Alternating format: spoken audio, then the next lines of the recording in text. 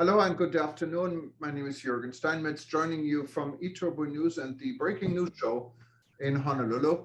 With me is Dr. Peter Tarlow in College Station, Texas. And as you can see behind me, it's a little bit of a cloudy day. If I turn the camera a little bit to the left, you could see the ocean and the harbor and that there are people out there in boats. So it's a good beach day. Peter, how's everything in College Station? Everything is great in College Station. It's a typical pre-summer day. It's not summer yet, but almost summer. I don't think it really got above 92 degrees, but it's blue skies and not too windy and cool in the mornings, cool in the evenings, and then around 92 in the afternoon. If you're on the Celsius temperature, that's about 36 degrees Celsius. Well, that's definitely a lot warmer than what we have here. Yes. So you should come visit Texas. Heat, I think it's a dry heat, right? So you guys don't sweat to death. No, it's a very humid heat. Oh, it is. Okay. Yes. I tell people living in my part of Texas, remember, Texas is very big. So it is the size of crossing Texas is like going from Hawaii to Los Angeles. So most people don't realize how wide Texas is. And parts of Texas are dry, but parts of Texas are very wet. I live not far, only about 100 miles from the Gulf of Mexico. Well, and I tell people it's like living in a boiling bottle of oil of Olay. And that's why our skin is so beautiful. No, I know how big Texas is, and I know how big you guys want to see Texas. I appreciate this, but it's by far not as far as from here to Los Angeles, because that's a 5.5-hour flight. So I cannot imagine that you can have maybe not quite that far, but pretty far. It's about coast to coast from here to Los Angeles, basically. It's about from one side of Texas to the other, it's about a 3-hour flight. But it's a huge economy. I mean, the economy is like the size of France and bigger. We're the 7th largest economy in the world. Right. And well, here in our area, Hawaii is back to normal. A lot of visitors, but our neighbor we just talked to, and you said probably out of 1 million people don't know where this country is. But our closest country and geographically closest neighbor from Hawaii is the Republic of Kiribati, and with 100,000 people, and they just now opened up for domestic tourism, and it's going to be several months before they're thinking about opening up for international tourism. So which is really amazing because they only have 100,000 people. So it's the size of a small neighborhood in Manhattan, or maybe population of 4 or 5 apartment buildings. But I'm glad they're opening up for domestic tourism. I think you're right. I had to look it up on the web, and I'm pretty good at geography, but Kiribati took me. So this is a country I think most of us have not heard of.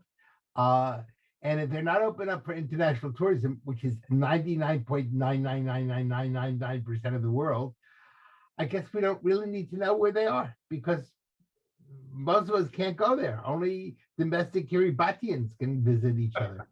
Yeah, we have a lot. I mean, we should do a session sometimes on the island nations in the Pacific, because there are many small countries. There is Nauru, there's Niue, there's Vanuatu. Then, of course, we have dependency like French Polynesia, what is a few hours flight from here, what is part of France. And strangely, when you fly to French Polynesia, you have a special EU lane at immigration where it's a lot faster, but hardly anyone gets in line at this lane, because when you fly from Hawaii there, most people are not from the EU. So yes, we have a lot of diversity here in the Pacific, even US territories like Guam, like the Northern Mariana Islands. We have Micronesia. So it's actually, we should have a session sometimes and talk a little bit. And there's probably still a lot of vestiges of colonialism. And I wonder, maybe these island republics, nations, like being part of a bigger metropolitan country, or maybe they feel resentful that they really can't protect themselves and they got eaten up by big countries. Certainly, some of those islands were used for testing of atomic bombs in the 1950s and 60s, and some of those people went into some real issues. So yeah, I think it'll be fascinating. Recently, I mean, one of the countries, the Solomon Islands, are making the news because China became very friendly. And many people say they're in the process of putting a military base right in the basically in close to Australia, close to Guam, what is US. And so politically, it became quite important. And Yes, it did. specifically, China has an interest there. Some of the republics here in the Pacific, they still recognize Taiwan. So China is really pushing a lot of pressure on them to change. And then when they change, there are a lot of changes also economically for these countries. And as of course, there's also a lot of pressure coming from North Korea, and they're now testing rockets being launched from submarines.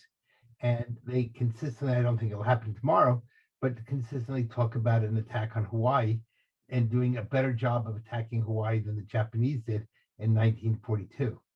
So North Korea has other problems because they just now for the first time admitted that they have a COVID problem. Yes. Most of their population not yet vaccinated, and they admitted there are 5 people dead today. It's probably a lot more. And so we have to watch and see what COVID is now doing. Of course, that's always very dangerous when you have a situation like that, because one of the ways that dictators take people's minds off domestic problems is by creating an international problem. So while they should be concerned about their own population, my guess is that a smart thing to do would be to get into a fight or maybe bomb Hawaii or something like that. And that way people— I think, Peter, we should cut that part out. No one wants to bomb Hawaii. Well, no, I think people may want to bomb Hawaii. They may not do it. And I hope they won't do it. But certainly the North Koreans have threatened it. And if they do it, but even a threat will take people's minds away from their COVID problem. So it's always scary when you have a domestic problem. Will dictators use that to, will use an international problem to deflect ideas? So that's a problem that's going on in the world. I think the real issue is tourism is facing consistently challenges. And that challenge world, I think it's really important that the tourism industry think through this summer, how are we going to give people good value for their money? And one of the ways to do that is through excellent customer service and by smiles. And people, I think, are willing to put up with a lot if we treat them well. But when we treat them as just another number going through a line, then people, no matter what the cost is, they don't like us. And I think that's been a big issue in sustainable tourism, is the issue of good customer service and making the individual feel like a king or a queen rather than just another widget going through a line. So I would really stress to the people in the tourism world, this summer is a good time to improve your customer service and make people know you care and you're happy they're there. Except, of course, in Hawaii, where the Hawaiian Tourism Board doesn't want you to come. But people are coming no matter what. Yeah, well, there are always different ideas to tourism. You know, some ideas are non-tourism, and you cannot really promote tourism if you don't want tourism. I understand. No. But I do think, to be fair, it's not we don't want tourism in Hawaii. A lot of people need tourism. It's our main business. People are wonderful to tourists. Just the tourism board doesn't seem to agree with this, unfortunately. Yeah, that's a kind of a strange tourism board. It's the anti-tourism board. But most other places do want visitors. And that means it's really important to find ways for the visitor to get his or her money's worth. The other thing is, I think it's important, and this I think you brought up in your own sort of way, find ways to promote your tourism in locales that are geographically in close proximity. So if I were a North African country, I would be looking to promote European tourism because they're close. It's just a jump across the Mediterranean. If I were in Latin America, I would really be pushing for North American tourism because it's not a long haul trip. If I were in Asia, I'd be looking on how can I promote what I have. So if in the Philippines, looking at the countries that are in close proximity to the Philippines, where people can get there for not too much money, have a great time, enjoy themselves, and still not feel they've lost an arm and a leg because of the cost of air travel. And that's something that it's very important we think through. How do you compensate for continuously rising prices? We see that in gas, we see that in air fuel, we see that in diesel. Um, in Texas, we hit $4 a gallon per gallon of gas, which is incredibly expensive for us. I know we're not. Hawaii probably will make it to $10 soon, but you're right. What do you know? Well, I filled up my tank yesterday. I can tell you, and I went to Costco, and Costco is always the cheapest way of filling up the car. But it was $5.09 a gallon, what is the highest I've ever seen it. $5.90 or $5.9? Oh, 9, please. No, not $5.90. That's probably next week. So you're already a week ahead of us here. Oh, okay. Well, that's good. That's it. So it's, I think you're less expensive than in California. Possibly, yeah. Yes. But again, people are upset. And you understand that. So therefore, you have to find ways that people are not going to spend too much money on the cost of airfare travel. And countries that are dependent on long haul travel may have some real issues in this rising inflation on a worldwide level. Yeah, and airfares did go up from just a few months ago. I checked prices to Europe just yesterday. They literally doubled from what it was a month ago. So airlines and the flights seem to be sold out. A lot of flights are very full. There's hardly any seats, so people are buying. So that's the. I think they are buying, but I think there's also an issue that many of the carriers have cut back the number of flights they have. And so therefore they're pushing more people into. So what you're doing is you're paying more for less space, and you're paying more for less good customer service. The other side of that is, I don't know how long people will continue to buy, because part of this is pent up money that was from the COVID. But as we go through that and we get in the post-COVID world, people may say, you know what, this isn't worth it. We'll have to see, but it'll be really interesting to see what this situation is like next year. And if they continue to buy, other than business travel, which will probably continue, or even if that will go down and people will substitute it with Zoom calls, and instead of in-person meetings, will they go back to virtual meetings like we had during Zoom? I hope not, because I think you lose a lot in a Zoom meeting. Yeah, and you do. And people are now hungry for real personal meetings, but we don't know how long this stays. People are hungry because they didn't have it for several years. Right, We don't know how this all balances out. I understand the Arabian travel market that has just concluded yesterday was a huge success, very busy this year in Dubai. Dubai itself is quite big with record occupancy rates also outside trade shows. So they're very happy, and people are traveling for some reason. Yes, they are. Well, you know what? Again, is this the pent-up energy that's now coming through, or is this people will spend no matter what?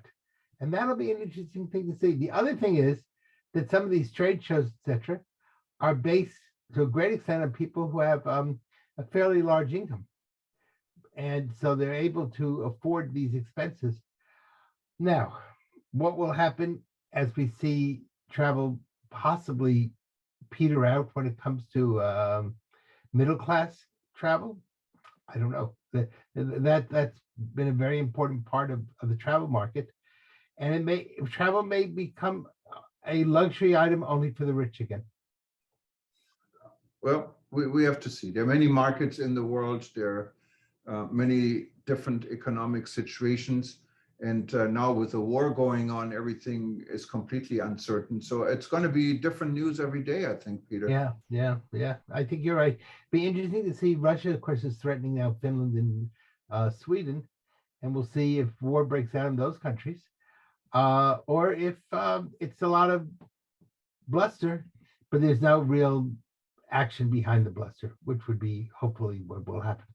But that would really turn the world a little bit upside down. If God forbid we have wars breaking out in other parts of Europe, it would. Well, I don't think it's going to go as far as war, but they're going to be oil and these different type of commodities will play a huge role, what again then reflects the economies of these countries. Yeah. Well, it'd be interesting to see how it turns out. And I don't think we know, but I think we're living at a time when there's a lot of instability. We're getting over COVID. We're facing shortages of food, shortages of supply chain shortages. We're facing problems with fuel. We're facing problems with rising costs. Of course, in the United States, there's the tremendous crisis of the baby formula, which doesn't sound like a big deal. But if you're a young family without baby formula, you can't travel. You're stuck. And that's a big deal. And of course, now we have the scandal that with all the illegal immigrants coming to the United States, and we've now discovered the Department of Homeland Security bought up a lot of the baby formula to give to illegal immigrants when real citizens are not able to get it. And so that's just a whole nother issue that's taking place. And these are, unfortunately, the world is interconnected. So what goes on domestically in one country can impact tourism across the world. Yeah, well, what can we say? We just, everyone is doing their best, and there are always going to be regions that prosper out of one situation and know how to turn it around for their own benefit. And there are other destinations, they're simply suffering. Because they don't have the resources to do what they do. If you look at Saudi Arabia is spending billions launching their tourism industry, and doesn't hurt them because I guess oil prices are high enough for them to afford it. And also Saudi Arabia is spending billions in getting influence especially in the travel and tourism industry, in attracting headquarters from so many organizations into that country. In Saudi Airlines now talking about becoming a major airline hub like Emirates in Saudi Arabia. So there are going to be some countries that maybe are in for a boom like we would have never expected it. Yeah, I could see Saudi Arabia really improving radically. One of the things that's interesting to see if they become a hub, because they are close to Dubai and they're close to Istanbul. And Istanbul is a major hub. And of course, Turkish Airlines I think, goes to more destinations than any other airline in the world. And Istanbul has the world's largest airport. So, they're all in the Middle East. Of course, they're also getting ready for the World Cup in soccer, which will be taking place in Qatar. So sporting events are big deals, and that changes things. I know here in my town, Texas, they're developing a whole sports complex now for amateur sports. And that's become a huge tourism issue. So they're not looking at getting somebody from France or from Russia or from Germany or Poland.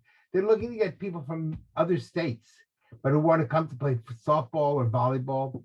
And they're looking at a short haul, but spend an extra week here. And they're building around a lake, a whole center of entertainment zones.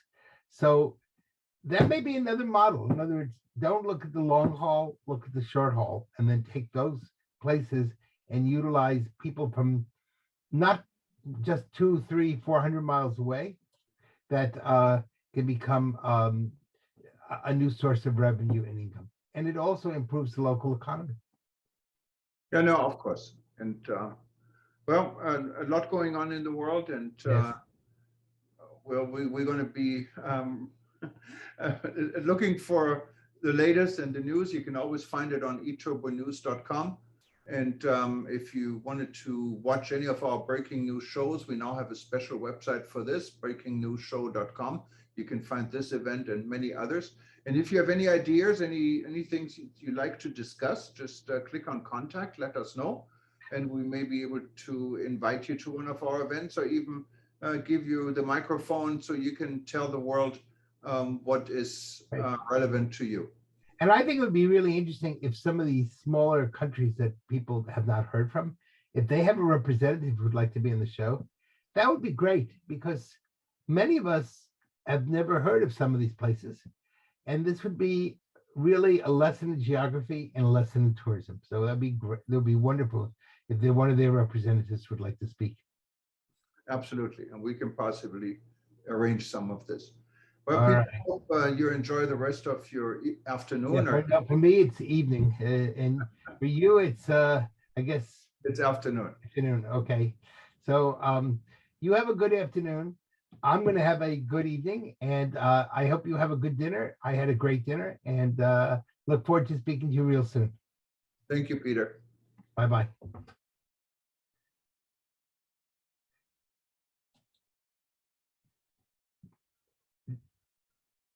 Do we want to go back?